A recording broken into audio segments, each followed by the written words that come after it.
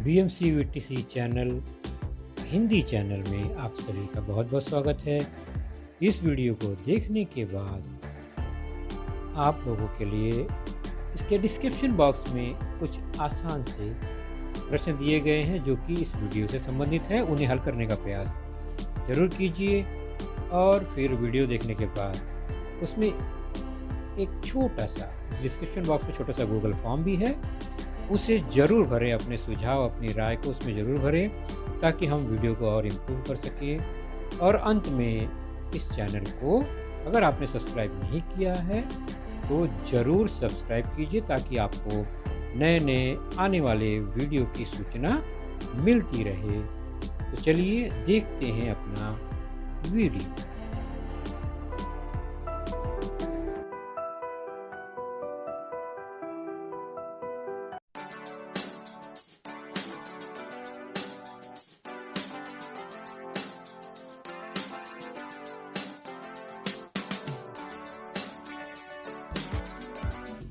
तो बच्चों, आप देख रहे हैं कक्षा आपके स्क्रीन पर दिखाई दे रही है। छठी कक्षा में हमारा आज का जो विषय है यह है गणित। गणित विषय के अंतर्गत हमारा आज का जो यह पाठ है वह है आपकी पाठ्य पुस्तक से लेसन नंबर 17 ज्योमेट्रिकल कंस्ट्रक्शन अर्थात पाठ 17वां ज्यामितीय रचनाएं या भूमितीय रचनाएं। और मैं हूं आपका वर्चुअल मार्गदर्शक Ajay Kumar Maurya, MCGM virtual classroom Dadar से।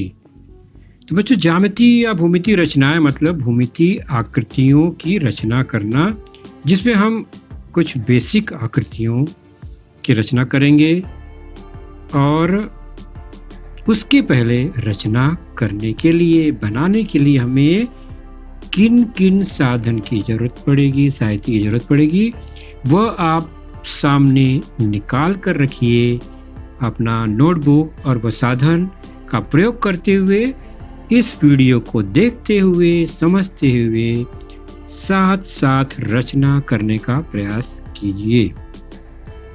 तो सबसे पहले आपके कंपास में जो साधन है उसको हम देख लेते हैं। तो हमें किन साधनों का प्रयोग करना है आज वह हम जानेंगे।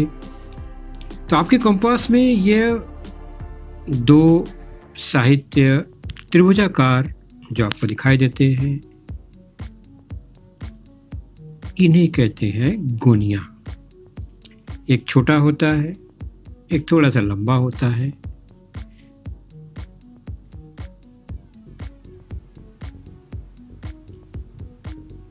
दोनों ही समकोण त्रिभुज होते हैं।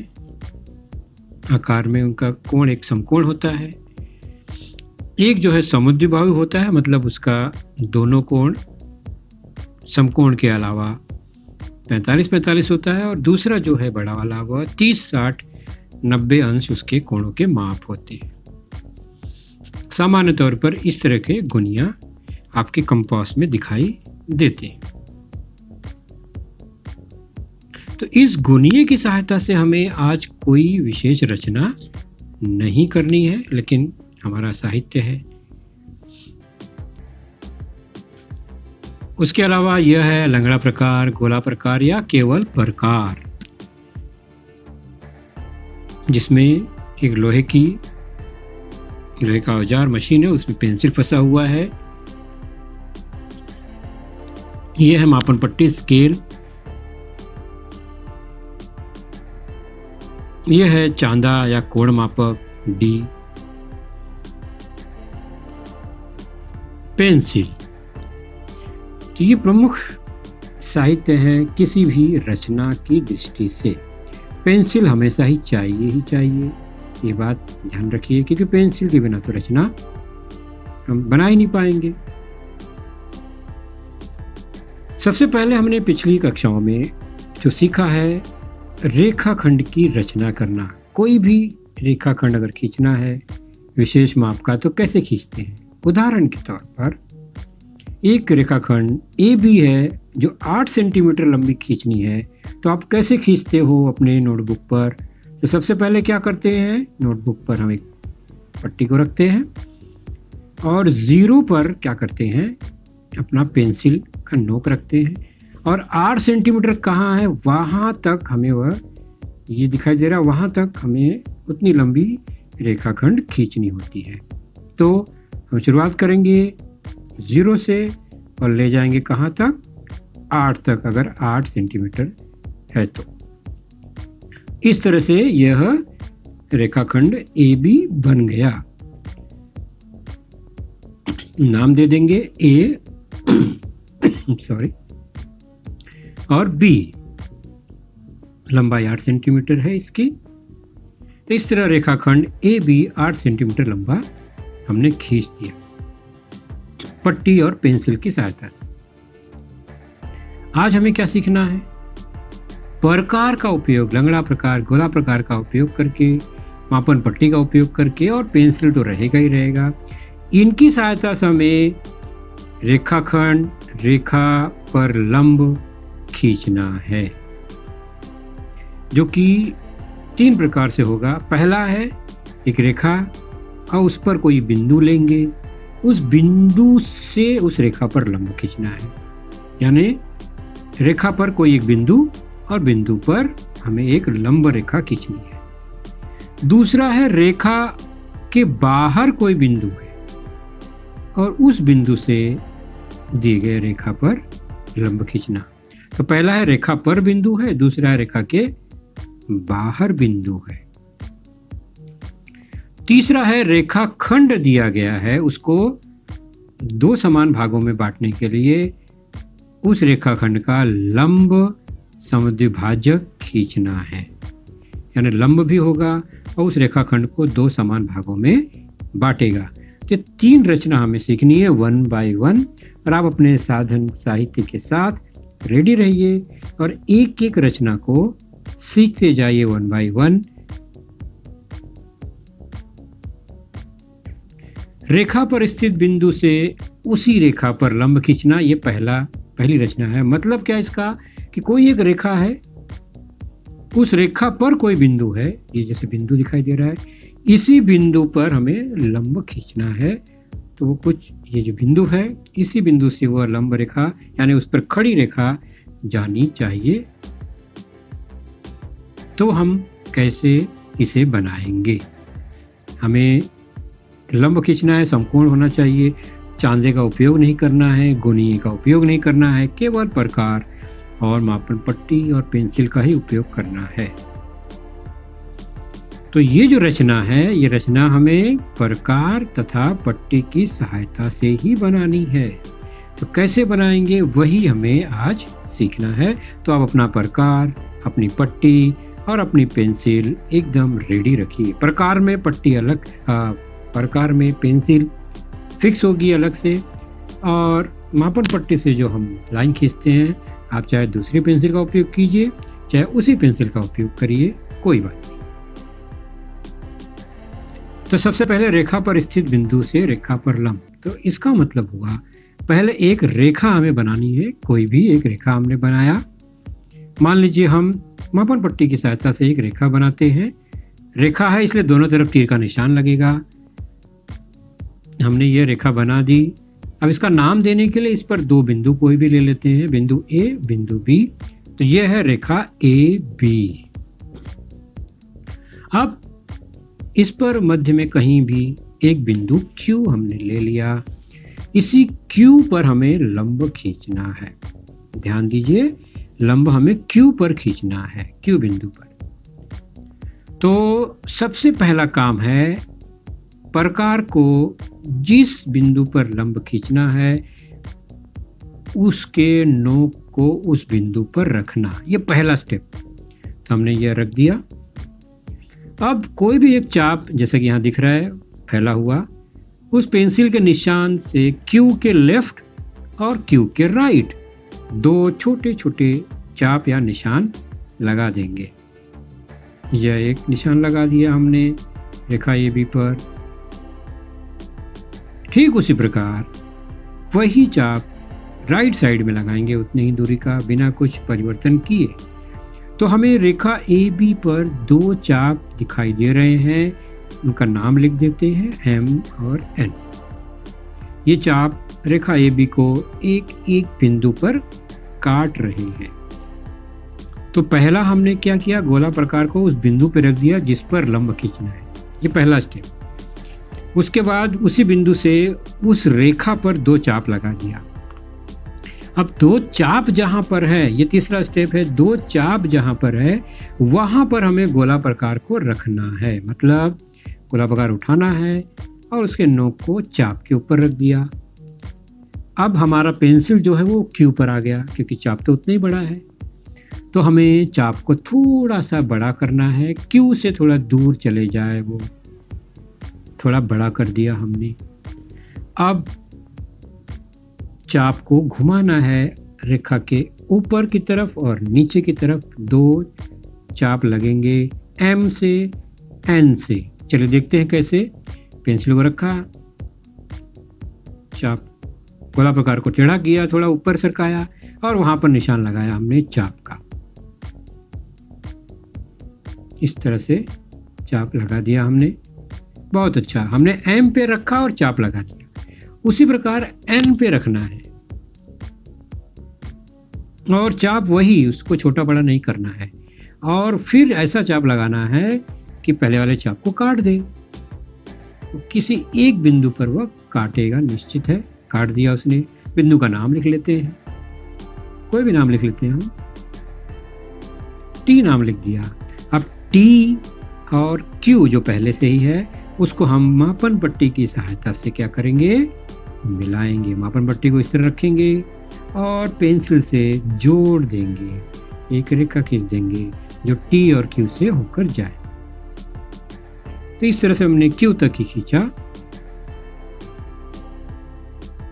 तो इस तरह से हम देख रहे हैं क्यू पर यह जो रेखाखंड या किरण दिखाई दे रही है यह लंब है। कोण मापक से मापेंगे तो यह 90 अंश का ही मिलेगा। तो हमने क्या बनाया अभी, ये टी क्यू जो है दिए गए रेखा ए बी पर लंब है। तो हमने क्यू बिंदु जो कि रेखा पर ही है, रेखा पर स्थित बिंदु से उसी रेखा पर लंब खींचा। है ना आसान बात। तो ये पहली रचना हमारी थी, रेखा पर स्थित बिंदु से रेखा पर लंब। अगला है रेखा के बाहर स्थित बिंदु से उस रेखा पर लंब कैसे खींचेंगे। रेखा के बाहर क्या अर्थ होता है इसका? इसका अर्थ होता है कि कोई एक रेखा है, उसके बाहर कोई बिंदु है दूर, उस बिंदु से इस रेखा पर एक लंब खींचना। तो लंब जो है उस बिंदु से ही जाएगा और रेखा पर समकोण बनाएगा। और हमें उपयोग किसका करना है? हमें चांदे का उपयोग नहीं करना है, गोनिये का उपयोग नहीं करना है। हमें प्रकार तथा मापन पट्टी का ही उपयोग करना है और यह रचना करनी है। तो प्रकार तथा पट्टी की सहायता से किसी रेखा पर लंब खींचना और रेखा के बाहर वह बिंदु होगा जिससे हमें लंब खींचना है। तो पहला काम तो हमें रेखा बनाना ही है। तो हम कोई भी एक रेखा खींचेंगे पट्टी और पेंसिल की सहायता से। दोनों तरफ तीर का निशान लगा दिया। रेखा का नाम भी लिख देंगे दो बिंदु की सहायता से, रेखा ए बी। अब रेखा के बाहर एक बिंदु क्यू है।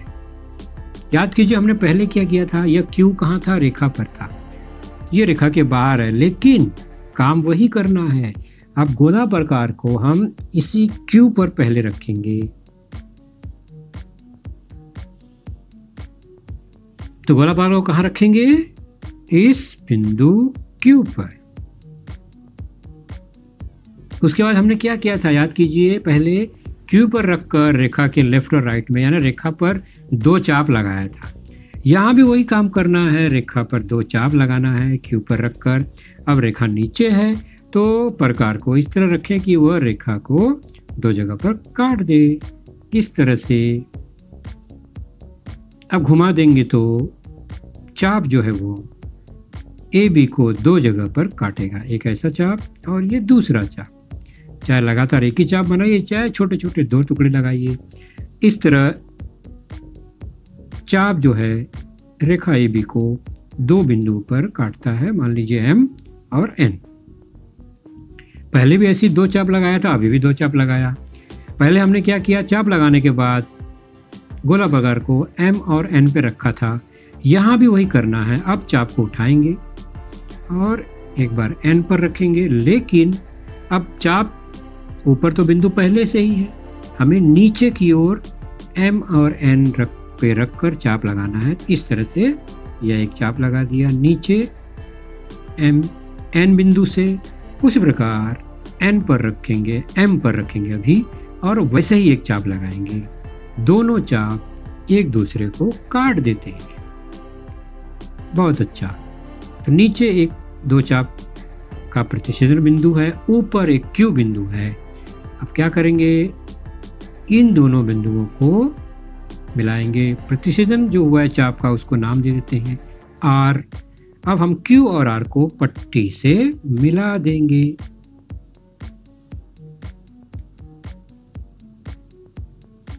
इस तरह से यह रेखा क्यू आर जो बना वह ए बी पर लंब है, समकोण पर काटती है, और बिंदु क्यू रेखा ए बी के बाहर था। तो हमने रेखा के बाहर स्थित जो बिंदु क्यू था वहां से रेखा ए बी पर लंब खींचा। तो क्यू आर जो है वो लंब है किस पर, ए बी पर। तो दो रचना हो गई, रेखा पर स्थित बिंदु से लंब, रेखा के बाहर स्थित बिंदु से लंब। तो दो रचना आपने सीख लिया। नोटबुक में बिल्कुल इसी तरह प्रैक्टिस कीजिए। अब चलते हैं तीसरी रचना। रेखाखंड है, यहाँ रेखा नहीं है, रेखाखंड है, उसको दो समान भागों में बांटना है, उस पर लंब समद्विभाजक खींचना है। तो रेखाखंड का लंब समद्विभाजक खींचना मतलब क्या करना, यह रेखाखंड है, हमें इसका लंब समद्विभाजक खींचना मतलब ऐसी रेखा खींचना जो इस रेखाखंड को दो बराबर बराबर भागों में बांट दे और वह लंब भी हो। हम सीधे चलते हैं प्रश्न संग्रह 40 का उदाहरण लेते हैं रेखाखंड का समद्विभाजक के लिए, पेज नंबर 92 पर। तीसरा प्रश्न क्या कहता है, बाकी जो प्रश्न है वो हमने पहले जो खींचे ना रेखा का लंब रेखा के बाहर स्थित बिंदु से लंब, उसी तरह से है। ये तीसरा जो है प्रश्न, यह रेखाखंड का लंब समद्विभाजक खींचना है। तो पहले रेखाखंड बनाना है दिए गए माप से, और वो है ए बी बराबर 5.5, मतलब 0 से शुरू करके 5.5 यानी 5 और 6 के बीच में इतनी बड़ी रेखाखंड खींचनी है। खींच दिया हमने, तो ये बन गया रेखाखंड ए बी। नाम लिख दिया हमने अंत बिंदुओं का ए बी, और ये 5.5 सेंटीमीटर है। ये हमने माप के खींचा है, तो इसे यहाँ लिखने की जरूरत नहीं है, 5.5 का ये है। हमें करना क्या है, अब प्रकार की सहायता से इसका लंब समद्विभाजक खींचना है। तो दो अंत बिंदु जो दिए गए हैं ए बी बच्चों, यही हमारा टारगेट है। हमें गोला प्रकार को इन्हीं बिंदुओं पर रखना है, और इस तरह रखना है कि ये आधे से अधिक दूरी तक पेंसिल पहुंचे। अब क्या करना है, ऊपर और नीचे ए से भी और बी से भी चाप लगा देना है।